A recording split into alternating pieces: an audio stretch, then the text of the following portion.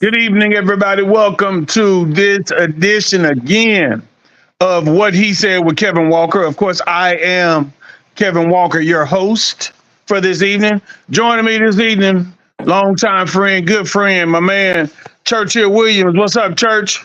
What's up? What's up, Kevin? What's going on? How y'all people doing out there this evening, man?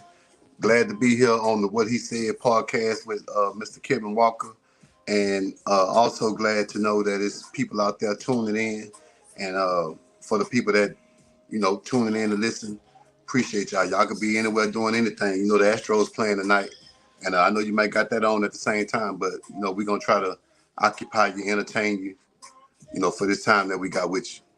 Thank you. Yeah. So, Church, if you would, man, I appreciate you coming on with me this evening. Uh, for those of you who may know, for those of you who may not know, let me introduce to some and present to others this brother that is an accomplished author. So Church has a book that's in rotation right now. Church, would you tell them a little bit about your ITB Inside the Business venture with your book? And we'll get into other stuff about what inspired you to do it and all of that, brother. Just tell them about your book and where they can go to get it and support you and be a part of something great. Okay. Well, thank you. The title of the book is Inside the Business of C.U.M Management. C.U.M is a double entendre for choices you make. When I say C.U.M, I do mean the C.U.M that men release and that women allow to be released inside of them. And the book talks about, being selective in the process when you find someone that you want to sow your reproductive seed with. See, a lot of people lay down and get caught up in the spine tingling, toe curling euphoria, not actually understanding that, they're applying for a job. So when both parties laying down there and caught up in the moment, if you're not trying to get pregnant, you're trying to get pregnant. So the book talks about, being selective in the process of doing that. However, once those individuals partaking in that activity, well then, the woman gets pregnant. Well, she gonna know first. She just got the job. She gonna call you and give you confirmation. So, my thing is just show up every day and do the work once you know you got the job. The book is 10 chapters long. It starts off with a question. Can you afford to be a parent? That's the first chapter. It starts off asking a question. They have other chapters titled, Was it love or lust? Poor C.U.M management, support your child, a lasting impression, and, chapters like that. So if you're interested in purchasing it, you can always pick it up from me. It's not online anymore at the moment. I'm doing everything myself, cutting out the middleman and, dealing hand in hand. If you're in Houston, we could definitely get together and, put that in your hand. I'll get it to your door. If you're anywhere else that needs to be mailed to you or shipped to you, I don't have a problem doing that as well. Social media, you can get in touch with me on Facebook at Churchill Williams. And then on Instagram is Sir Church. And on TikTok is Sir Church. That's my information. Hey, Facebook say you got to kill that music in the background if we don't have permission to publish it during the podcast. Okay, thank you, They Facebook. they just sent me they just sent me an email. Oh, yeah. Yeah. Okay. Well, we're in compliance now. Let's get it. So being an author, man. So at what age did you decide to go into that side of your life, dip into that side of your spirit, and become an author? Uh, it was about 14 years ago, about 14 to 15 years ago. The concept of what I was writing the book about and the reason and the purpose for it was developed in my mind, like around the age of 10 years old when I was, living in the Villa Americana and my mother and my father had broken up. And so, just those times of, not having my dad there to be there doing the things that, young men need in those formidable years when it's time to be building their foundation. I was thinking and saying to myself, if and when I ever got in a position to be someone's dad, I was going to do better for my child than that was done for me. So, the vision was birthed in my mind as a child.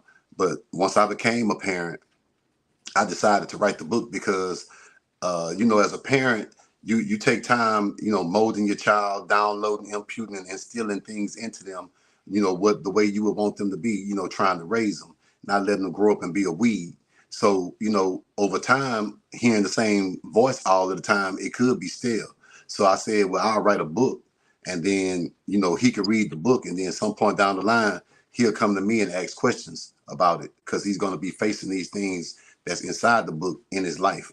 And, it worked out like that. And I just figured if, anybody else can benefit from it, well, then, that'd be a blessing as well. No, that's good, man. That's real good. So let me ask you a question. So right now at what, 54, 53, Yeah. 55? 54.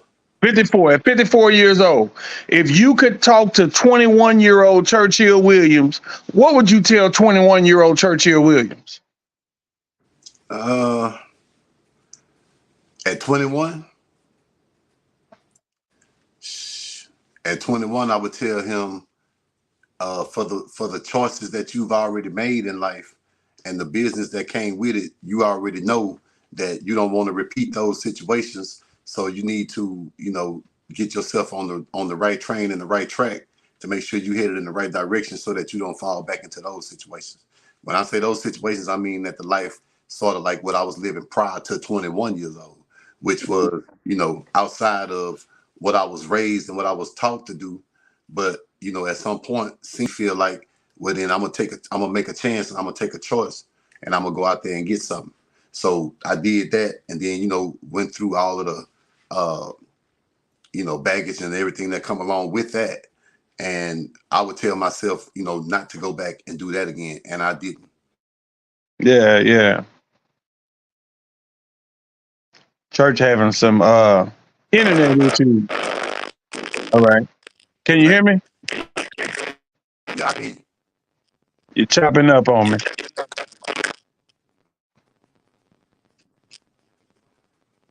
All right, we good. Can you hear me now? I can hear you, but it sounds like, static a little bit. Say something else. Can you hear me? Yeah. All right. Well, let's try to work through it. Let's see what happens. So, Yeah. Cool. so having the inspiration to do this, to write this book, um, from a family perspective, because I know a lot of times, man, and I'm not talking mom and dad, I'm not talking girlfriend, wife, kids. I'm speaking other people outside your immediate spectrum.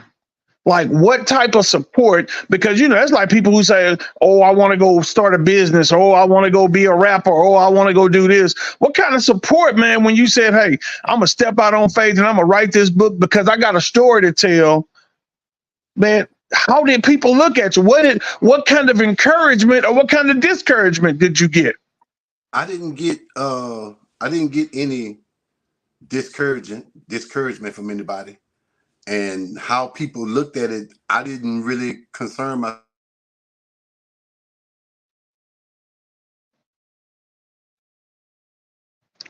I don't know what's going on. Hey, that's really not me. What's up, Popcorn? Hey, Church, I'm gonna drop you off, brother, and bring you back.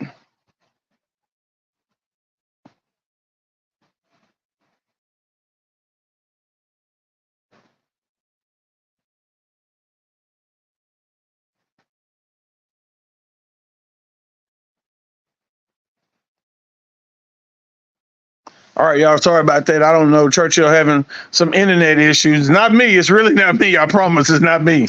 Churchill having some internet issues. But I got topics. I got backup. I got a lot of stuff tonight. So here are my topics that we were going to discuss. I'll wait until Churchill comes back in and we can roll from there. So I got, where do we receive our best training and life's motivations? Where do we receive that? Where do we get that from? Another topic I got tonight is, should our loyalty be love-based? That's piggybacking off of last week's, is there a reward for loyalty? This week we're going, should loyalty be loved-based? Meaning, should we really put our faith and loyalty where we love and with whom we love? Should we do that? And last but not least, when is it okay not to mind your business? Because we always hear people say, you know what, such and such need to mind their own damn business. We hear that all the time. But when is it okay not to mind your business. If Brother Church don't come back on here, we're going to discuss them all, y'all. We're going to touch each and every last one of them right now. Let's go back to the top of the list and say, hey, look, where do we receive our best trainings and life's motivations? Let me say this, and let me tell you what's ironic about a lot of people that I started from the bottom with. And what I mean by the bottom, I mean all the way down in elementary school. We had, hold on, there it is. We had a great foundation of education and learning. Church, you know, I keep calling me. I can't answer the phone. We had a great foundation of education and learning from our base, from our foundation at Madding, from my elementary school. Madding, the curriculum at Madding really set a lot of us up for great situations. Like that base of education from the elementary school really put us in a great place for the rest of our lives and for a lot of experiences, a lot of things that happened, a lot of things that came along the way. And man, so I honestly, like, I've got a couple of my teachers, Mr. McAdowell and Mr. Horton, that are on my Facebook page, along with Miss J. Johnson. Man, those people in my elementary school foundation honestly really prepared us for a lot of things that we went through when we started to grow as young people, when we started to develop our so-called own minds. It was the encouragement and the nourishment of our minds from those who were in education. Now, everything that our kids are fed, and for those of you who are in the know, who go to the school, who go to the PTA meetings, who go meet the teacher, everything now that's taught is test-based. Your kid, your baby that's in elementary, or your baby that was in elementary, here's one thing I guarantee you. Your baby can't even write in cursive. I left elementary school being able to spell and write Kevin Walker in cursive. I guarantee you your baby can't write in cursive right now with this educational system that we have. So there's so much of a change, so many things that are now being required that are like mind numbing because they're absolutely useless as it relates to life. But I got to give Madding credit. I got to give my elementary school base. I got to give the elementary school system. And I'm sure not just Madden, there was Grimes, there was a bunch of them, man, that were really preparing us step by step for what we were going to face in life. Now, everything is test-based. Your child has no damn common sense at all, period, but they can tell you what they're preparing for on the test. They can tell you how to do long mathematics. I remember I was trying to help my son one day in elementary school with his homework, because to me it was very simple. 3 times 13 is 16. You got 13, you add 3, 14, 15, 16. He's like, no, Dad, I can't do that. I got to take the 1 and move it here, move the 3 here, add this. I'm like, what the fuck, Sickles? What are you talking about? He was like, yeah, we have to do it this way. And my ex-wife, who's in education, she'd be like, yeah, babe, they don't teach that no more. Now he's got to da-da-da-da and do that. I'm like, that's totally useless. That's totally useless. Right now, at 54 years old, if I was a cashier somewhere and my cash register broke, you can give me 100, a 50, a 20. You can give me $1 and something is 69 cents, and I can tell you I owed you 31. Now you get these damn kids some cash and that register ain't working. It's an argument. It's an argument. Like, it's so freaking crazy that these kids can't add and subtract without the help of some type of mechanical device. Crazy. Absolutely crazy. So for me, honestly, Like, I take my hat off, man, to my base. I take my hat off to educators back then that cared enough to make sure we were being taught and given the right education. Let me see what some of y'all got to say. Kimberly says he left it. Wait a minute. What are y'all talking about? Sir, where's your shirt? I don't have on a shirt. Oh, Darryl McClellan said that's true. Appreciate it, Sleep. These kids can't tell time. You're right. Remember the little owl that was the clock where you set the hand, you push the button, and the time showed up in his eyes like 9:00, 9:15. Y'all remember that? Like, now it's crazy now. No, I don't have on a shirt. So let's go back up to Shantae, who sucks. She said, nope. My 3 grown sons and my niece I adopted, who is in the 3rd grade, can write their entire name in cursive. Well, they blessed. They lucky. They lucky. Because they ain't teaching that no more. They ain't teaching that no more. Useless tests at best. I agree, Ron. I absolutely agree. So look, let me move on to my next topic. What did Rosdon say? They're not failing kids anymore either. No, they passing their dumb butts right on along. So let's move right on along. It's 8:20. Let's go to our next topic. Hey, can one of y'all tell Churchill he can come right back in on the same link that I sent him? All he got to do is, if his internet is right and up and going, all he got to do is go back in on that same link and come back, and I can add him back. Can y'all let him know that? Maybe he's struggling figuring that out. So let's talk about where is it? When is it? Randy Kelly sent me this topic today. I said, I'm going to use Randy's topic since she sent it to me. When is it okay not to mind your business? Whew. Well, there's some nosy, messy ass people out there that really need to know when it's not okay to mind your business. Because y'all be minding y'all business y'all be not minding y'all business about the wrong shit. So Randy texted me that today. When is it not okay to mind your business? I think it's not okay to mind your business if it's safe for you to intervene. Like, don't just jump in the middle of something. You walk up on a situation where a man is being physically abusive to a woman or something along those lines. I don't think, unless you're Mako, this Shu Wang Chung, like, he's a black belt to the 10th degree.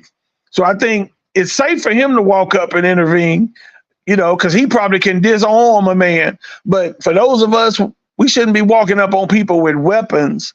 That was a situation, an issue up in the Prairie View area, Montgomery County, if I'm not mistaken. Blame it to my head and not my heart. Where a young lady was shot and killed trying to intervene in a situation. Where the gentleman was being physically abusive to a young lady. And she had called her friend to come pick her up, from what I understand. And yeah, Ron, I'm sorry, Ron, you're right. And the young lady was only going to, I guess, help or save her friend from that situation.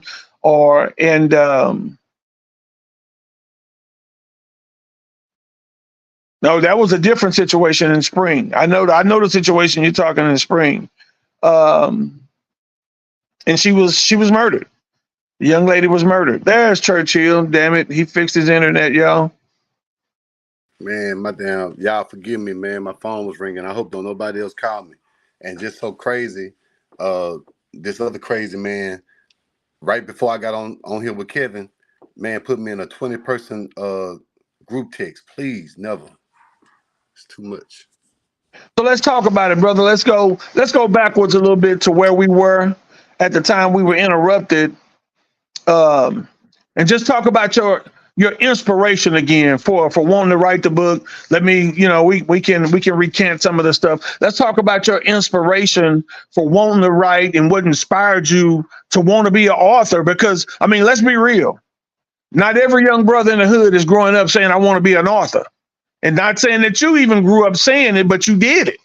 So Where did you develop that inspiration, brother, to write this book, Church? So the inspiration for all of that, you're right. I didn't grow up saying I wanted to be an author. I mean, that was the furthest thing from my mind.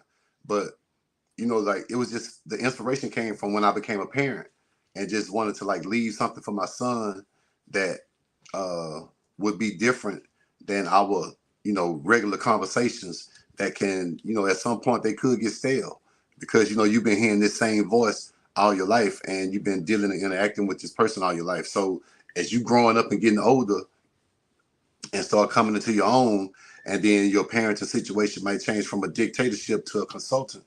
Well, you need to have some things to maybe like spark up conversations and, check on them and see where they're at and what they're doing. Cause, they get into their own thing and they may say some things and they may not.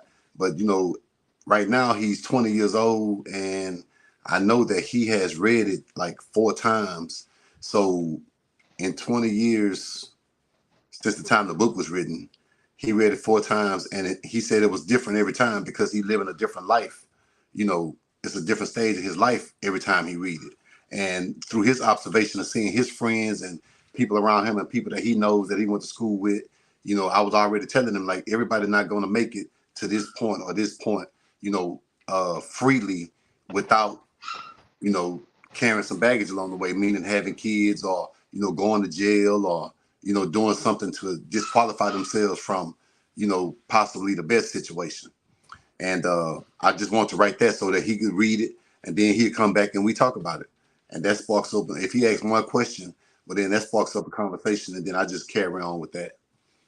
And again, like I said, if it was something that could be, beneficial to somebody else, I consider that a blessing as well. So let me ask you this, and it may be an obvious question, it may not be. Involving with our life motivation to do things different, to carry ourselves different, to handle situations different. At what point or from what situations do you think we grow from? Like, what are we facing? What do we put in other than maturity, other than becoming grown? What other situations may happen in life which cause us to see things different? Like, what's the motivation in life? What's the training that we receive other than our first training, which is home training? What's the other training or maybe motivation as a father that you could give your son or that you saw your son adopt on his own from your tutelage? I would give him, I would always tell him to, observe and pay attention and interpret what he observed and what he was paying attention to and what does it mean.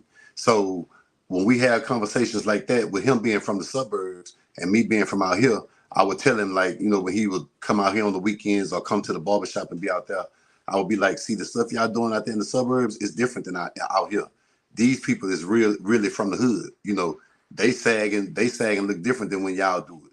You could just see the way they walk, the way they carry themselves, the energy that you have when you grew up in the inner city, and the level of awareness be different than kids in the suburb. So you just grow up seeing normal, natural things from where I come from. Loose dogs, metro buses, crackheads, all these type of things. So you get to interact with, real life situations different when you're in the inner city in the hood as opposed to being in the suburbs. So I would always tell him to just pay attention and make sure that he understands that everybody not his friend. So when you come up in certain environments and everything is good for you, well then, you're just a happy child. So, and I would also tell him that, observe things that other people are doing and make sure that he knows that, right from wrong, because that's what's being instilled in him. That's what's being taught to him. And always understand that, he don't have no peer. And, especially somebody that's not getting what you getting, how can they be your peer? So when somebody presents you with a situation that may be viewed as peer pressure, like, come on, man, let's go do this or let's go do that. And you say, nah, I ain't doing that. Well, then it's going to come a time when some people might consider you, oh, man, you acting weak. You acting like a punk. Nah, you ain't acting weak or you ain't acting like no punk. You making a decision that's best for you. Because when you find yourself in a situation that where something go wrong, if you go that way, well, then you're not going to call the people that you were with. You're going to call the people that have been telling you not to do that. And that's the voices that you need to hear when you're in those situations. You know what I'm saying? Yeah, so some lessons last a lifetime. So it's funny you mentioned about metro buses, and because I was coming out to visit my mom. I think my oldest boy, who is now 23, little Kevin, was probably about 5 or 6 at the time. We were coming up Belford from 288, and we pulled up to the red light at Belford and MLK, and there was a bus stop right there in front of the Walgreens. And he sat back in the seat and started letting the window up. I'm like, what are you doing? He was like, these people just standing here. What they doing? I say, son, they waiting on the bus. But what that showed me was, man, you sheltering this boy beyond belief. Now, what we had always done, we played baseball with the white folks at Baseball USA. We played football in the hood because that's where the toughness was. And we really wasn't a basketball. I never really raised my kids on basketball. Like the fact that they're able to make the basketball team at school is like, man, an accomplishment for them within itself, because that ain't had nothing to do with daddy. Last year when my baby boy said, Daddy, I made the basketball team, I was like, boy, don't call me playing. He was like, no, for real, I did, Daddy, I made it. I'm like, oh, okay. So I was proud of him because basketball was nothing that we had ever worked on. We was strictly football, baseball, and track. That's all we had ever done. But no, you're absolutely right, man. The things that we take for granted is crazy when we look at the adaptation of our kids and how they see things in a totally different light. He saw the people standing on the bus stop as a threat. Yeah. And I'm tripping. I'm like, oh, wow. Well, see, my son, he got a lot of exposure to the point where, and he did something out of that I didn't like.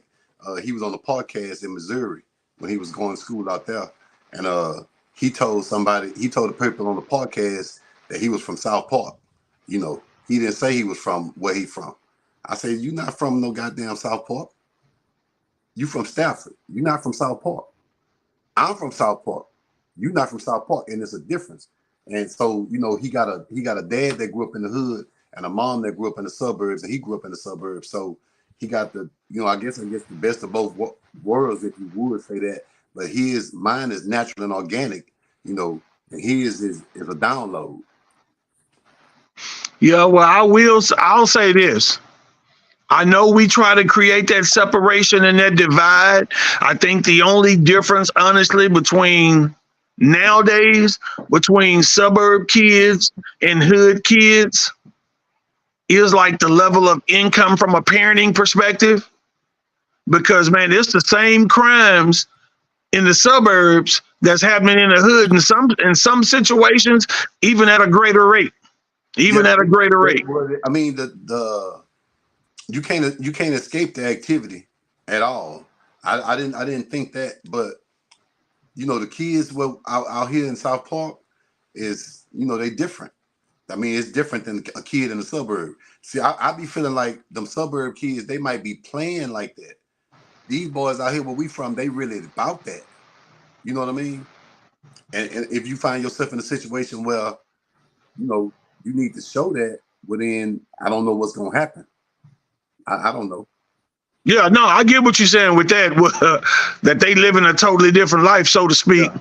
It's a different thing. So it's really like a gift and a curse, to people, the next generation want to do better than the one before them or whatever. So, you move out of the hood and, you want your kids to go to these type of schools and this and then the third and live out here because I ain't had that, but that don't necessarily mean that, you're doing something better. But, at the end of the day, nobody is born with an instruction manual. So whoever the parents are the ones that decide on, how they're going to be raised and how they're going to be rendered. So as a parent, I feel like, your best thing to do is be responsible for their foundation, and it's up to them what they build on it. Yeah, no, I can totally agree with that. I'm having some problems with my stand. Yeah, no, I can totally agree with that. So let me ask you this. Let's turn the page a little bit. And let's talk about loyalty, man. Let's discuss loyalty, the word loyalty, because we're talking about, the difference between suburbia and hood kids. Let's talk about the word loyalty and what is basically loyalty based off of. Like, should our loyalty be based off of love? Should our loyalty be based off respect? Like, What's the base for loyalty, for being loyal to someone that's outside your family dynamic? Okay, so when you say loyal and then the word love, I feel like and the respect aspect of it as well. I feel like if you love somebody, you should respect them. You should respect them. And then it's levels to those ships, because all of those are going to be relationships. So you got friends, and you'll find out what level you are categorized in by a person if they consider you to be their friend. I don't know if people think like this, but I'm gonna explain. The word friend ends with N. It's FRIEND. Friend, the word friend ends with N. So how many times have you seen where friends end? Girlfriend end, boyfriend end, I'm your friend end.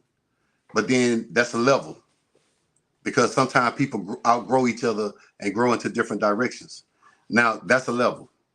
Then you got family. Family ends in ILY. It's FAMILY, meaning I love you.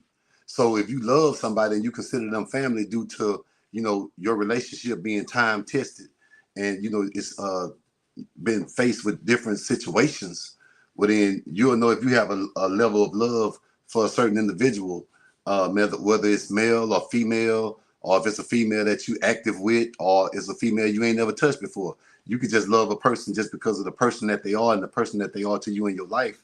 And if they always there for you and have your back, well then I have that type of love for people, and I'm loyal to those people.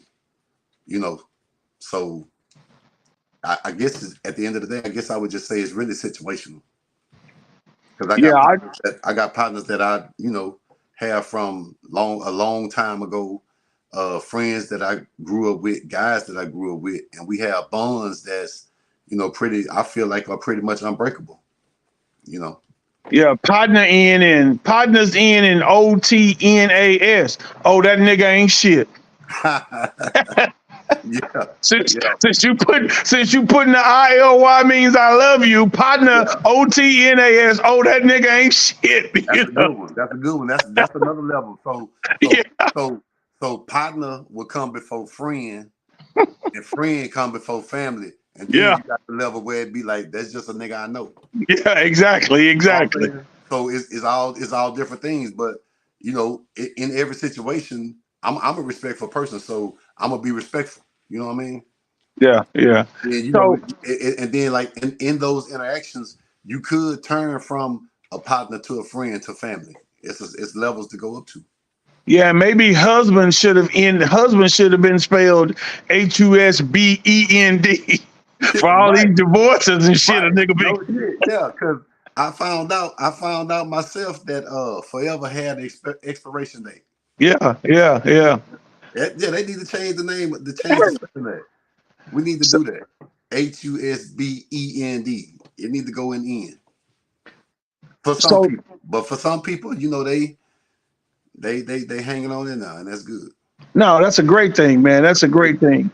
That's a great thing. So That's a great thing from a structure standpoint as well. So another one of the topics that I had shot to you that we talked about, like when is it okay? That boy went robbed. Man, that boy robbed Jordan of a home run. So when is it not okay, church, to mind your business? When is it not okay? Because we both know. Let's be real. We both know Kim Sanders is messy as hell. We Uh, both know that. We tease her and talk about it all the time, Kim, jokingly. We Kim, all is do. a, Kim is a real sweetheart. She just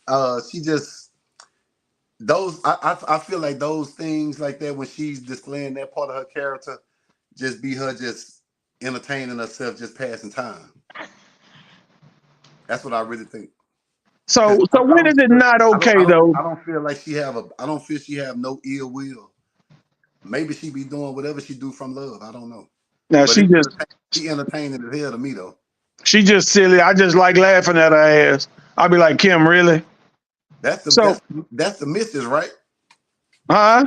That's the missus, right? The mistress or the missus? What do you? What was the question you was about to ask, man? Go ahead.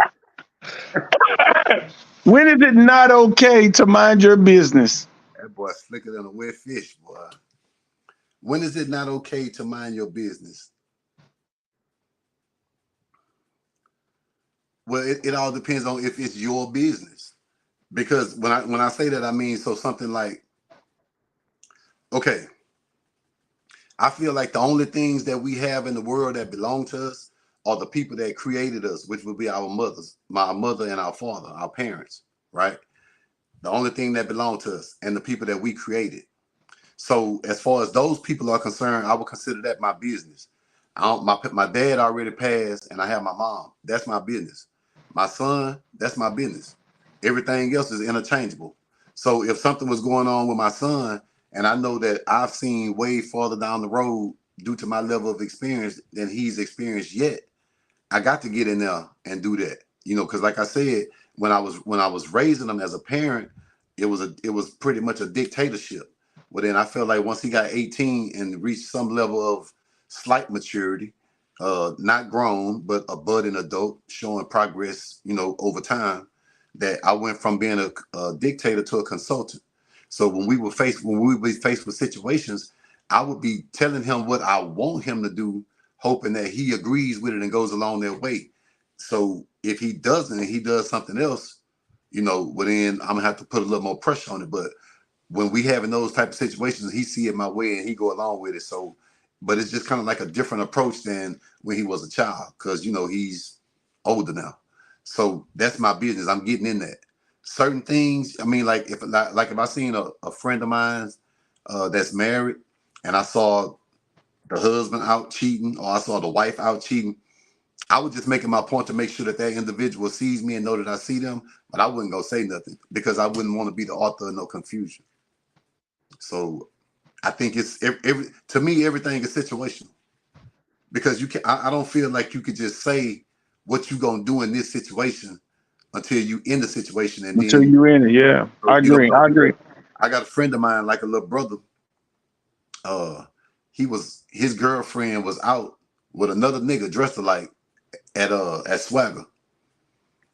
Three of our other partners seen him. They told me. I told him. They ain't telling. I told him. He told her. She said, that's like her brother. Now they down there 50 years old. She said that's damn near like her brother or whatever. But they was out there dressed like I thought that shit played out when we was young. Yeah, But, yeah. but I told him she mad at me. They still together. What can you do? You know what I mean? I told him because I care about him. And I wanted him to know that, you know, you might got something to be concerned about or whatever. He went and told her I said it. I mean, I said it. So whatever. That's kind of teaching me because that's his second time doing some shit like that. So that's kind of teaching me just to mind my own damn business. You Yeah, know? yeah. No, I feel you. I feel you. Um, I took it, kind of to a different level from a different perspective when they're talking about when is it not okay. So I'll share this story real quick with everybody. So somebody I love dearly was at a graduation, was at a party. Alcohol was being served. Family members from his wife's side of the family was in the mix, drinking, doing their thing. And one of the cousins was being abusive or very over the top physical to his wife, To the other guy's wife, to his own wife, to his own wife. to his own wife. Like The person I love like fighting. just, well, there is a history of abuse, But in this situation, it was displays of of unwarranted physical, like unwarranted being aggression. aggressive. Yeah. Okay. So the person I love stepped in the middle of it because he felt like, hey, see something, say something. Please some say something. And As a man, this was at a wedding this was after a graduation. after graduation. Yeah, So at a celebration of a lot of people there. exactly. So he's the only one who stepped in between what was going on. In the midst of stepping in, one of the other family members told him to mind his business before they beat his ass. He said, that I'm not worried about because ain't none of y'all gonna whoop my ass. And they pushed him. One of the dudes pushed him. Once he pushed him, the person I know beat the living shit out of the person who pushed him. Right. He ended up going to jail. He got out of the trouble, but he ended up going in jail, getting in trouble. But in the process of what he was doing, seeing a husband being physically abusive to a wife, is there not a time when you say something? Because he said, I almost said who it was. He said, all the family talk about this dude beating this woman's ass, but nobody ever does anything and say anything when it happens in their presence. And it's not going to happen on my watch while I'm there ever. Right. I can't mind my business in no situation like that. I mean, but so for that, it all depends on who the person is that's stepping in, getting involved in it, kind of. Because if that person that's being abusive to his wife respect the person that's talking to him, he might be able to calm him down a little bit if you can kind of like rationalize with him and, man, not right here, man. Talk to her at home, man. Y'all need to leave. This ain't the place for that, brother. Whatever. You know what I'm saying? Yeah. But if it's somebody he don't respect, he might, make a situation out of that. Or, I couldn't stand by myself and watch it though. Not saying that I would want to actually get into a fight with that person, but I couldn't watch him, fight the woman though. I couldn't watch that. Yeah, I just think it's always, there is points and times, like for me, even if I know none of the parties involved. So I'll give you an example for me. I hate Fiesta on Cullen. I hate Fiesta on Cullen. I hate it. It stinks. It smells bad. It's horrible. I was going to referee games and stopped in there really, really fast. And there were some kids behind me in line. A woman old enough to be my mom in front of me, and they standing behind me. Yeah, bitch. I turn around and say, fellas, come on, man. Y'all chill with the language. Respect this lady right here in front of me. Even if you don't respect me, respect her. Oh, all right, old school. All right, school. I'm like, man, okay, that's how y'all see it. That's fine, man. I'm just saying y'all should respect this lady. So she was like, thank you, baby, but I wouldn't have said nothing to her. I'm like, you ain't have to. They could have been my mama. They don't know if you were my mom or not. I don't use that type of language, and I'm 50 plus years old. I don't use that type of language in front of my mama. So I'm not going to stand by and allow Churchill or nobody else's mom to be disrespectful. I mean, these kids were like, shit, like, I don't know, bro. Like, I don't do it. So see, the difference, I think the difference is like when we were in high school, and we would look at the teachers and some of the older people that we knew. Maybe let's just say 25. I feel like we were in the mindset then that, man, that's old. Or like 30, 40, you sure was old. But I was just having this conversation with somebody the other day and explained to them that I know but we the first generation of hip hop. So we don't look like they looked, as far as that's concerned. We also may not be, as a collective, as a whole, parenting the way that they did. You know what I'm saying? Because we were respectful to our elders, for the most part, we were. But these kids now, they may not be being that because they're not seeing that, they're not being taught that, and all of those type of things. To just be out in public, displaying themselves like that. Because my thing would be for my kid to know that, if you in anything that you're doing in here inside the house, that's something that we could talk about. But I'm gonna have to get in touch with you if you're doing something outside of this house where you represent your parents and looking like you haven't been raised by nobody and taught no manners and how to act and present yourself in public.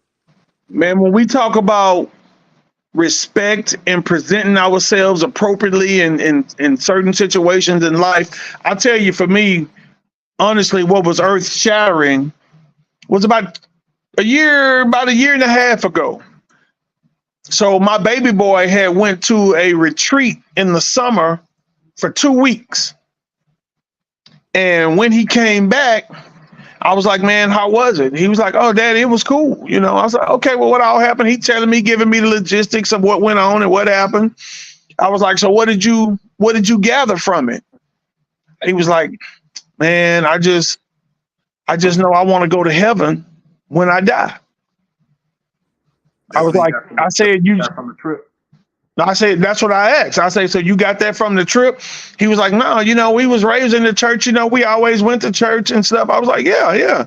He was like, but what I learned from the trip is that regardless of what I do, like I may have known this, but maybe I didn't, that I can always repent and ask God for forgiveness.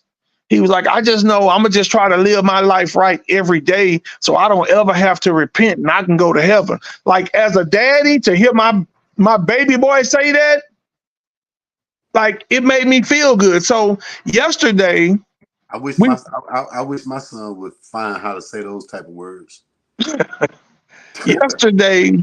yesterday we were at his game, and so I'm listening to the parents down in front of me talk about how they kids cuss. And I don't know if Kim heard them, but they were talking about how they kids be cussing and this, that, and the other. And one of the moms said, oh, yeah, because Johnny has a little potty mouth and he always says, yeah, everybody's be cussing like that. We just can't do it around Landon, which is my baby boy. So that means like amongst his peers, you know, I guess he's the, hey, I don't, you know, don't talk like that around me. He teaching them how to treat him. Yeah. So, you know, I mean, I was like, oh, you heard him? Kim say she heard him. Yeah. So it just kind of made me feel like, okay, well, the conversation we had a year and a half ago, he's really like behind the scenes, even with his peers, like living up to that. And I've walked in the room, man, I kind of heard from down the hall when he's here, you know, him on the game and people cussing. I was like, Landon.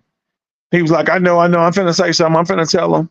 I was like, all right, well, I know they do it, man. Them kids, like I did it. Come on. I'm not naive or stupid. How old is he? 13. 13. Yeah. Yeah, things might start changing around for him a little bit coming soon. Well, shit, I hope not. I mean, I'm talking about when he started entertaining, you know, females and growing up hey. and older. You know, when they start getting a little older, they not gonna. Well, he got great intentions right now with wanting to live right by Christ and all of that, and that's amazing. But you know, sometimes you get faced with different temptations, and you might still be living right for Christ, but you know, to feel like he don't never have to repent, that means that he gonna live and be perfect. I want to stay tuned on that. Yeah. I ain't saying that's gonna happen, but what I will say, at least it's on his heart. Let me read some of these comments. So let me go back to Jessica. Jessica said, yes, Kevin, you're the village Caden hates when I tell those kids to be respectful. Then him and I get into it. Caden better let you talk. Then I gotta curse and jack him up, talking about he's shame. As Jessica, she say her son hate when she correct kids, and then they end up getting into it because he don't want her saying nothing. Let me tell you, Jessica, honestly, why that may be. He don't want you saying nothing to them because if they turn around and get disrespectful to you, then he's forced to defend his mom. So, I mean, keep that in mind. Right. Hey, get the fuck! Boy, these motherfucking kids, man. What's that? You got a Halloween thing going on? No, man, these motherfuckers outside kicking the fucking soccer ball against my fucking house. Oh. It's situational, man. What you gonna do? I'm gonna finish my podcast and I'm gonna go out there and handle their ass. I'm gonna come around now. What we got, man? What else they saying? So anybody got some questions or what? So let's go to, let's see. They laughing at me because I was so Shantae says, I'm sorry, but I whooped my boys' ass while they were younger, while loving and parenting them when needed. Oh, yeah. These parents are too busy trying to be their kids' friends.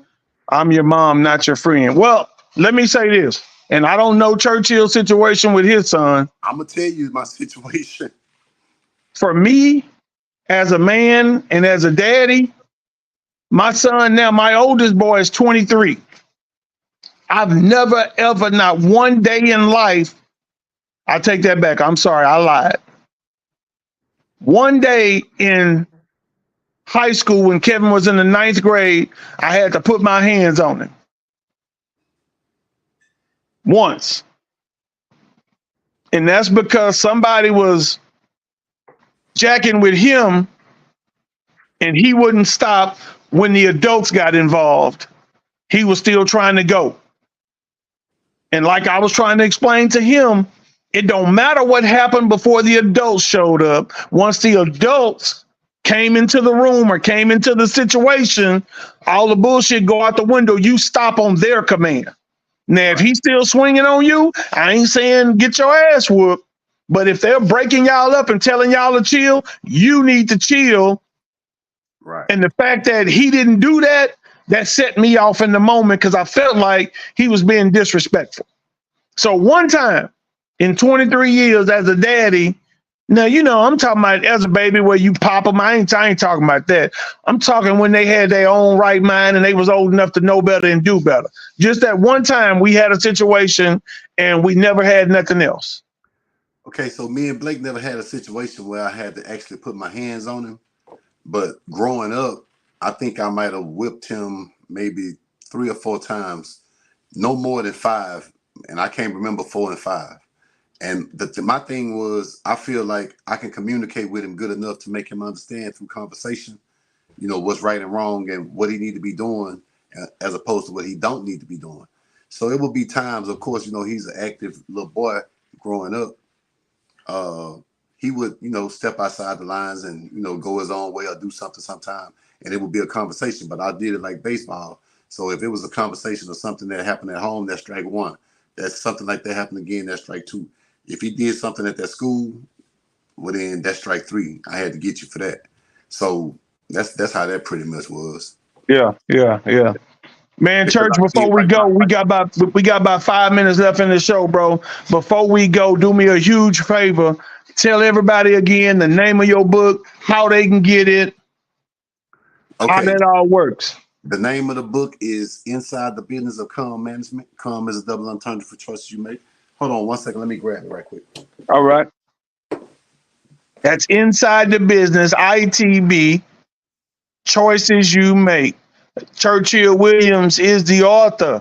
You can see his name here on the screen. If you Google him, that's what you can Google, Inside the Business. I went and I read some inserts today, kind of do a little homework to see what my brother had going on. And you can Google it. You are able to Google it and kind of, you know, see what's going on with it first. All right, I'm back. Go ahead. This is the original copy. Inside the Business of C.U.M Management. C.U.M is a double entendre for Inside the Business of choices you make. So it's 2 versions. One has, the original version has curse words in it, a few, and the revised version doesn't have any in it. And again, you can get in touch with me on Facebook at Churchill Williams, on TikTok and Instagram at Sir Church. If you would like to email me directly, you can email me at insidethebusiness@yahoo.com, or you can get my phone number. And my phone number is 832-689-8939. Again, the number is 832-689-8939. Now, upon receiving the phone number, if you call it, it's not going to ring for me. So you would need to text me first so I can make a contact for you, and then we can communicate from there. Thanks again, Kevin, for having me on your platform, on your podcast, What He Said. Thank you all for tuning in and listening. And I hope you learned something and might have been entertained in the process. Okay, we got 3 minutes. Say, man, class of '87, we're going to come on with it next year at our alumni picnic for Sterling, bro. Man, look, man, we went out there. We already had it in our mind. Our script was to just go out there and show out. We definitely did that. You know, we had a small city going on. So, you know, like if you look at the city of Houston sitting inside 610, you know, that's the inner city. So that's where everybody was under the pavilion doing the tent contest in the inner city inside 16. You know, we were uh, on the borderline of 610, right outside of 610, and almost to, you know, the Beltway. So we were separated, but we were like the suburbs of the whole situation. So We we didn't was have, basically from Pearland to Humble around the Beltway all the way around. yeah, that's where we was at. You know, well, less clutter, no confusion. We didn't have to do as many trips back and forth to the car when it was time to break down and leave. And then, you know, we were able to go over there and participate with the festivities and the activities and see all our loved ones and come back and take a break and be able to feel the breeze blowing. Because see, everybody over there was cluttered up, you know. But next go round, we already, you know, been in conversation about moving forward, how we gonna plan on coming and taking over the tent Yeah. contest and the Don't give them too much. Don't give them too much. yeah, I ain't gonna give it to them. They gotta stay tuned. We're gonna keep them posted. So Jessica talking about we was at the dead end. Who us? Yeah. No. So look, guys, it's homecoming weekend this weekend. Friday night, we have the parking lot party on Cullen. Friday night. I think the game is Saturday. I don't know what's going on Saturday night. I really don't even care because I ain't making no money off of it. So I ain't finna promote nobody else shit. So Friday night is the parking lot with Cliff and Ron and everybody else who gonna be there. Saturday is the game. Sunday. Sunday, Sunday. fun day. Sunday fun day. Law Park again will be epic like it is every year. That's why this all started at Law Park on Sundays. I know Cliff and Ron, and he was saying Paul Chevitz and some other people put some coins together to make it happen at Law Park on Sunday. Come out, man, have a good time. Hey, we grown as hell at Sterling High School. We don't do no tripping, so don't bring the bullshit. We come to have a good time. It's solely one love, not run love, one love. It's one love with Sterling, baby. We ain't doing no tripping. We want everybody to come out and enjoy yourself, man. People have their kids out there, so leave the bullshit at home, man. We don't get on like that. It's one day. Is one Raider Nation under a groove, man. And I plan on. I'm gonna let y'all know right now. I plan on popping up out there. I'm gonna have the hats for sale. You know, they inside the business. Females, if you listening, you know it's Cancer Awareness Month. I got the pink with the white stitching, and then I got the pink with the pink stitching. And fellas, you know we got multiple colors to suit whatever you want to top your outfit off with. And I'm gonna have a few other things as well. I will have my books available also. So look, let me announce this real quick. The class of 87 will be we'll be feeding what, 10 families? I think we're Yeah. feeding 10 families. We're doing a $25 gift card for 10 needy families on campus at Sterling. We if you want to jump in, hit my man Church up about that. It's $25 per gift card. We want everybody to be able to participate, everybody be able to give back. This is all about helping somebody. For me, like at the end of the day, man, we don't care who eat, who prosper, who win. We just want to see everybody get paid. That's all we trying to do. Also another announcement to make. This Saturday, from 12 to 6, we will be going back to the Villa Americana, the VA where we were uh, raised. Myself, Roger, Jesse Hill, Roger Rabbit, if you know him like that. J.L. Menifee, which is the founder of Pinpoint Foundation, moved away from Houston at about maybe like 20 years old. He's been in Atlanta ever since, doing great things out there, and he coming back home and putting this thing together. It's gonna be a real big deal. It's gonna be a real nice situation. Also, Lil Troy, he gonna come, and Anthony Hemming gonna come as well. We all gonna be speaking, and of course, I'm gonna be speaking. So uh, it's going to be a great thing for mentoring, and it's going to be a lot of food and festivities and activities going on. You know JL, how he do it. So, you know, he going to have the drone out there and everything. He making a whole movie out the situation. And if anybody is interested, just come on by. It don't cost nothing. Just come and eat and fellowship. And, you know, if you have any at-risk youth that you might not be able to reach, you know, bring them on by. I'm sure we got somebody that can get their attention. I feel like I could talk to anybody. Yeah, so look, man, that's our time. Thank y'all for dropping in. Thank y'all for coming through. Support my boy Churchill Williams inside the business, man. Support him. Look him up. If you forget, just Google Churchill Williams. He's Google on Churchill. Facebook as Churchill Williams. Look him up. Get at him. Support that brother. Support that book. Support that movement. Thank y'all for being a part of tonight. This is What He Said with Kevin Walker. Peace. Peace.